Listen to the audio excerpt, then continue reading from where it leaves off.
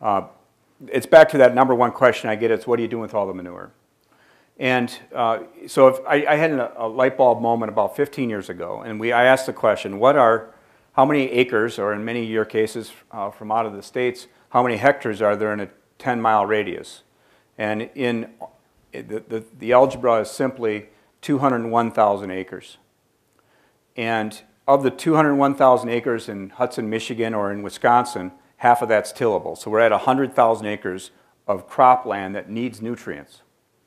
And this farm, Hudson Dairy, will provide enough nutrients for about 5% of that radius. That's it. So the crop farmers in that neighborhood either have to buy chemical fertilizer or they have to buy organic fertilizer from somebody like us. And that's the sustainability is if they can stop importing chemical fertilizer from faraway places and we can stop spending thousands of trucks on the road, it's a win-win for society. Less environmental risk, better agronomic practices, less compaction, less traffic on roads. Better for the neighborhood, less odor. It's truly a win, and that's why this is we're so enthusiastic about this. Yes?